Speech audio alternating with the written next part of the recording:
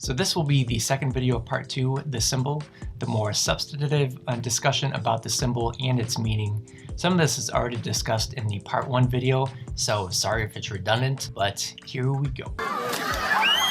So as I mentioned before, this is a symbol to support equal opportunity for prosperity and is made up of 8 currency signs put together to form the word equality. Now, when I originally put the currency signs together to spell equality, it appeared to be a symbol that supported everyone having equal wealth, right? It spells equality using currency signs. What else does that mean? Duh. But I did not want it to mean that, as I do not support everyone having equal wealth. Some wealth inequality is okay, just not the extreme levels that exist today. And this likely goes along with my American biases, but I tend to believe a currency sign has a very materialistic and individualistic connotation.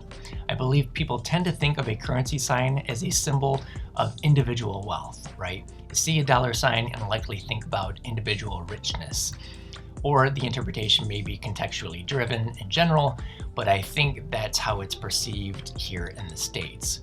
But I kind of realized my original American biased interpretation was way parochial, just very simple-minded. So I had to really delve into the meaning of a currency sign to get past that. Full disclosure, before I go any further, my interpretation of a currency sign as used in the symbol isn't typically the same as the general public. My interpretation is how I would like it to be perceived, my utopian interpretation. So instead of solely focusing on a currency sign as representing individual wealth, I also wanted to recognize it as a symbol of societal wealth. Societal wealth meaning 3 main things. So for one, meaning the funding available to people, institutions, organizations, or programs that give individuals an equal opportunity to live a prosperous life. So here, the currency sign isn't focused on the individual wealth, but it's focused on the resources that can either directly or indirectly help an individual thrive. So take climate change for example, an issue that negatively affects most people around the world, but particularly hits low-income people worse. Now, it takes money to implement renewable energy programs and businesses, and money to fund the right regulatory agencies to make sure businesses are complying with environmental laws. Now, you can adequately fight climate change when funding is available for those necessary agents, which then prevents low-income individuals from being harmed more than others and gives them an equal opportunity to live a prosperous life. And another example would be take the many forms of discrimination that are out there. In my opinion, a lot of discrimination can be reduced with the right training and educational programs. So say, for example, in law enforcement and human resources, discrimination could be reduced with the right training and educational programs for workers in those fields. Now, I'm definitely not saying that all discrimination could be eliminated, well aware that it can be deeply entrenched by environmental factors, but it could be reduced. And it takes funding for these training and educational programs to become available. And the same principle of funding necessary resources to give everyone an equal opportunity for prosperity applies to many societal and economic issues, in my humble opinion. That's my opinion! Now, don't get me wrong, I'm not saying that every societal or economic issue can be resolved by throwing money at it, but I do believe that many can significantly benefit when funding is allocated to the appropriate resources. The term prosperity here is not necessarily focusing on individual riches.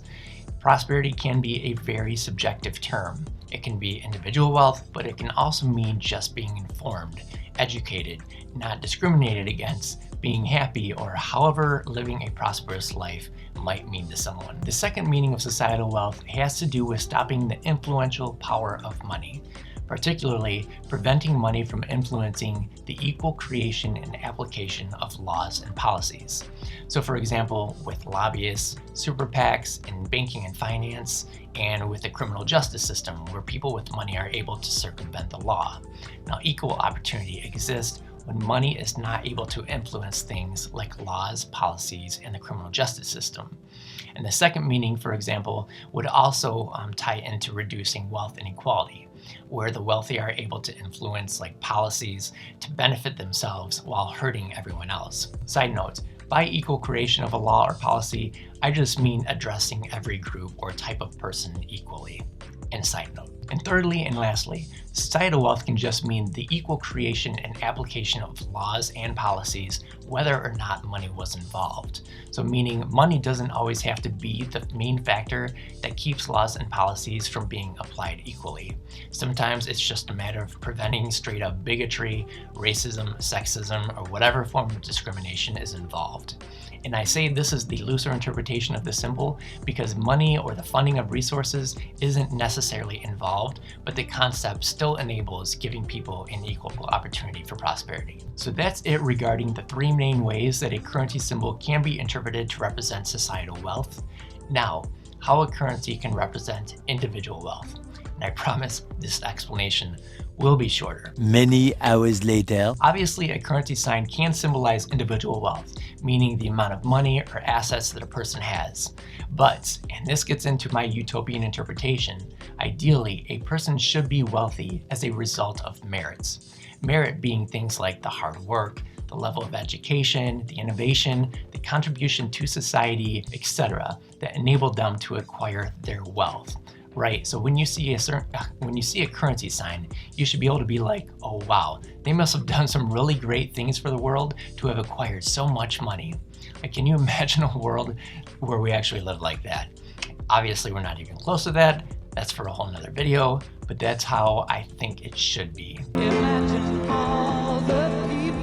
Anyways, when interpreting a currency sign to signal both individual wealth and merit, and then using those signs to spell the word equality, then you get a symbol that supports people having equivalent wealth when they have equivalent merit, which is referred to as meritocratic-based wealth. And for societies and economies that engage in this form of reward system, this is another way of providing equal opportunity for prosperity.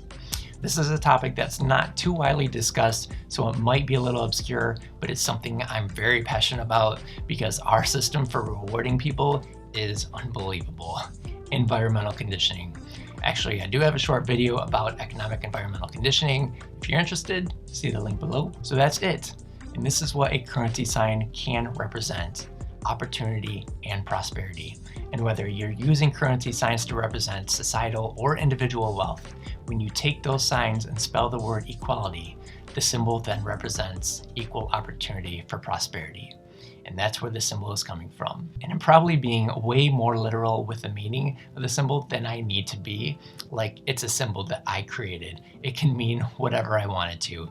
It could mean support for crunchy peanut butter over creamy if I wanted. One thing I wanted to note though is that a lot of what I'm talking about regards societal and economic issues in the US, whereas this symbol uses both the US and international currency signs. I'm just focusing on issues in the US right now for a couple reasons. So for one, it's because that's who my main audience is at the present. I don't think talking about issues in Brazil would be of as much interest to people in the US. So two, a lot of the issues that we have here in the US regarding providing equal opportunity for prosperity are very relevant to other countries and the international economy.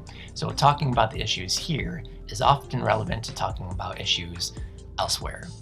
But this is a symbol to unite people domestically and globally. Equal opportunity for prosperity isn't only an American ideal, I believe it's a pretty global one. I may be wrong. All right, stay tuned for part 3, the iforwe initiative, and like and subscribe. Thank you.